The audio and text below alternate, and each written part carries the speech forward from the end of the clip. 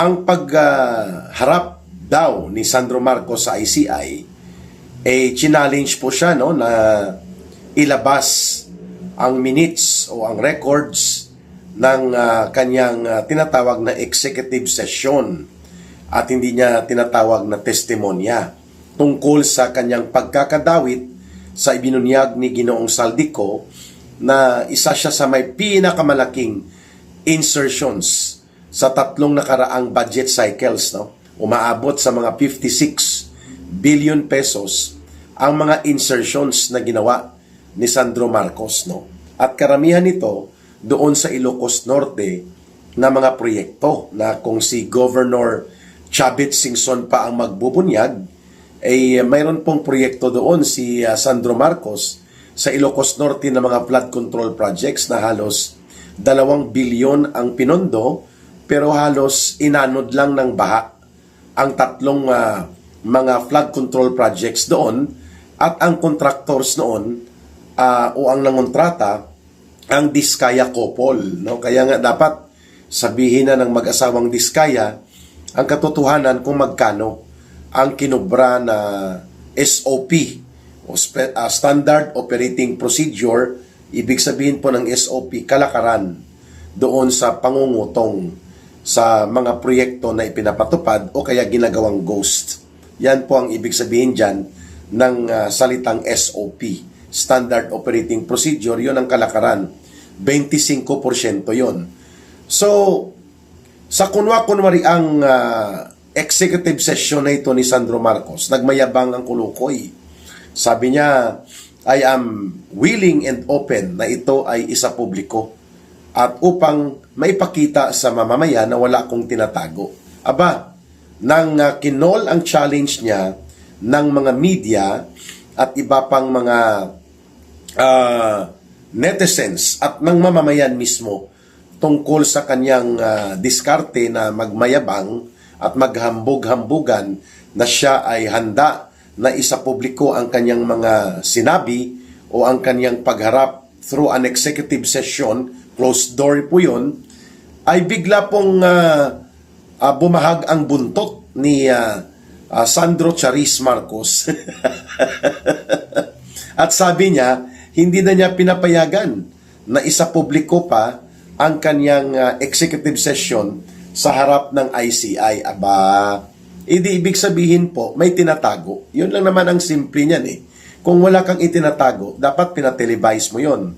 Dapat ibinunyag mo yon at sinagot mo ang mga issue. Tatlo yun Una, ang binabanggit ni Ginoong Saldico, saan mo dinala ang napakaraming insertions mo? Halos pareho lang sila ng tiyuhin niyang si Martin Tambaloslos Romualdez sa mga insertions na ito. Hindi nila ito sinagot. So, hindi natin nakuha ang pagpapaliwanag niya. Why, Sandro Marcos, ay nagkaroon ka ng almost 56 billion pesos sa tatlong budget cycles na mga insertions? Ibig sabihin po, wala yon sa National Expenditures Program. Isiningit, ipinalusot, at alam na ang purpose niyan. So, ang kanyang tiyuhin na si Martin Romualdez, ganon din halos, mga nasa 70 billion pesos din ang mga insertions ni Martin Tambaloslos Romualdez, hindi pa kasama ang 17 billion pesos po na insertions niya doon sa budget ng House of Representatives na under din sa kanya noong 2025 budget. Samantalang si Sandro Marcos ay mayroong 56 billion pesos mahigit na mga insertions. So, hindi ito sinagot. Pangalawa, itinuturo siya ni Governor Chavit Singson na marami sila ng tatay niya at siya, si Marcos Jr. at si Sandro Marcos, ng mga insertions at mga proyektong kung hindi man house-show o gawang siupaw ay ghost projects na pinagkakitaan nila na mag-ama sa Ilocos Norte. At ang mayor dyan na ngayon na pinaupo nila Marcos sa Lawag yata yan. Lawag ba ang kapital ng, nako-confuse ako minsan Vigan and Lawag yan I think Vigan is Ilocos Sur, Lawag Ilocos Norte.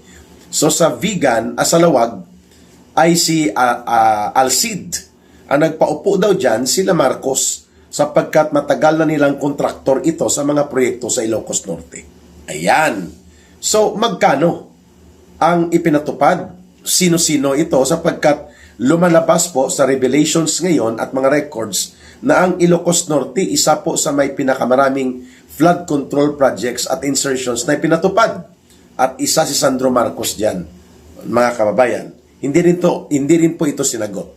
At ang pangatlo, ito yung involvement niya doon sa revelations ni Saldico hinggil sa mga maniobra ng nanay niya at tiyuhin niya na si Martin Araneta at si Lisa Araneta din sa mga customs na mga usapin ng agricultural smuggling and manipulation.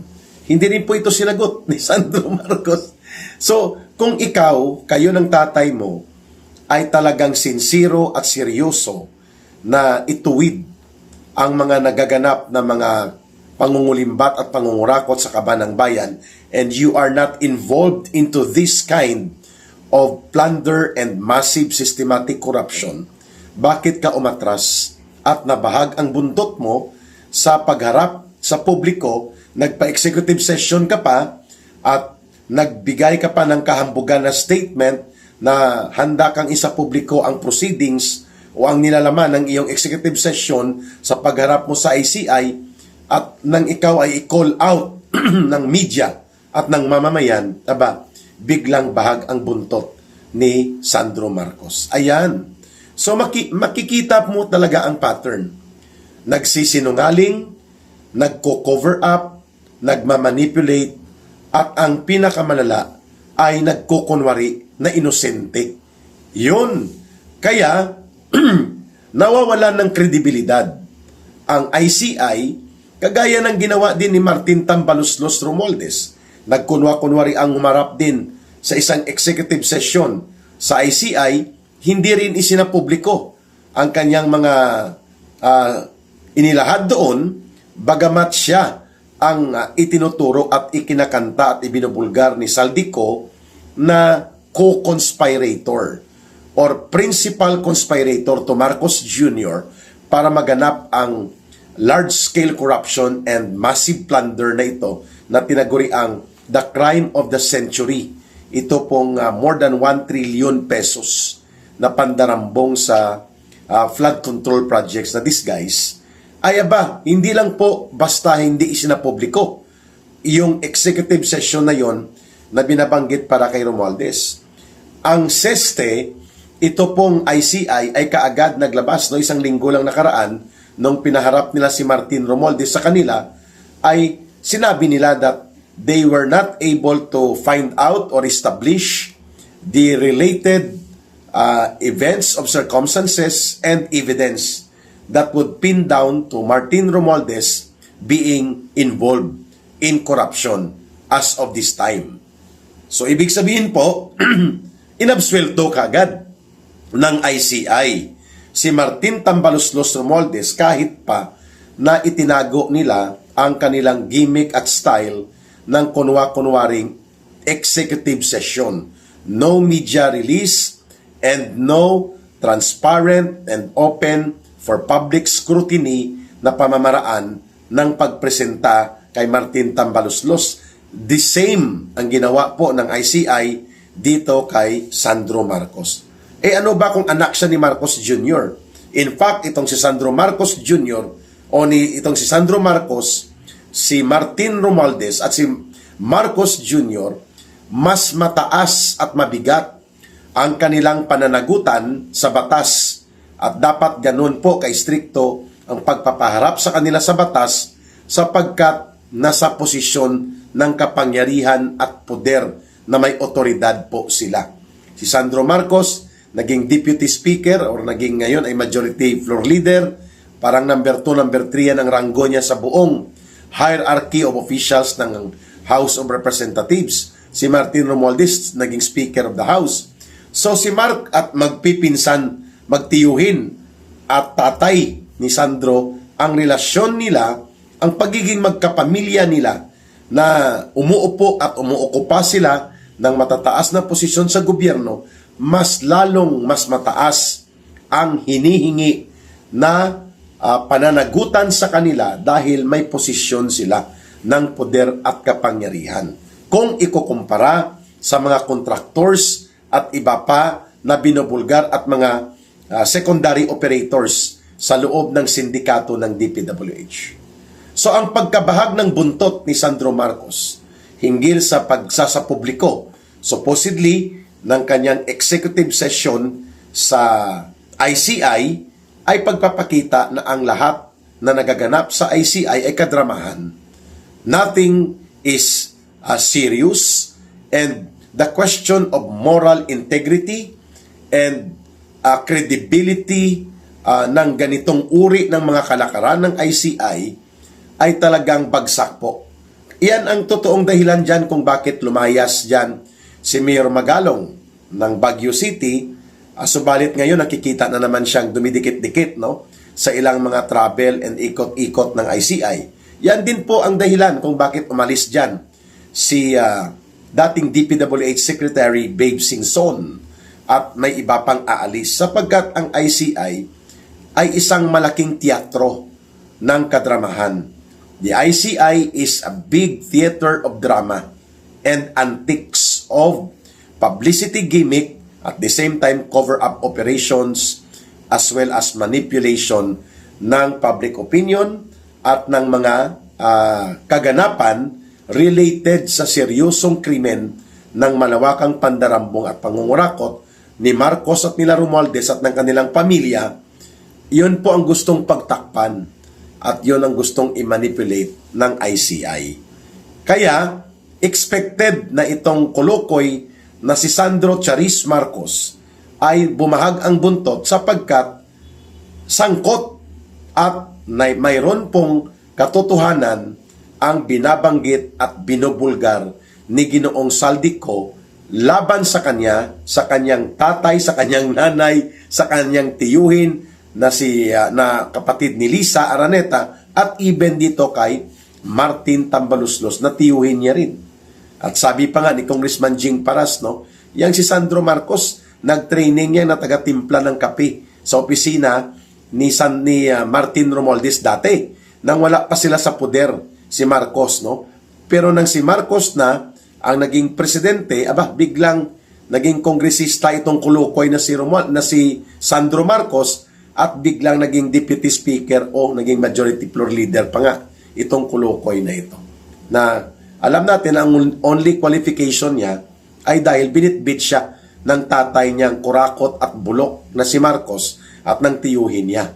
So ngayon, nagmayabang siya doon sa ICI executive session na willing siyang ilabas, wala naman palang binatbat, no? Pag may dahilan, pag ayaw may dahilan yan eh. Pag gusto may paraan.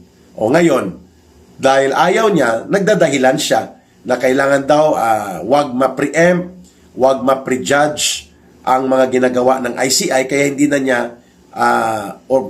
minabuti na lamang niya na hindi na isa publiko ang kanyang diskarte ng kunwaring executive session sa ICI. Ang katotohanan po dyan na duwag. Bumahag ang buntot dahil sasabog ang iskandalo sa kanilang pagmumukha.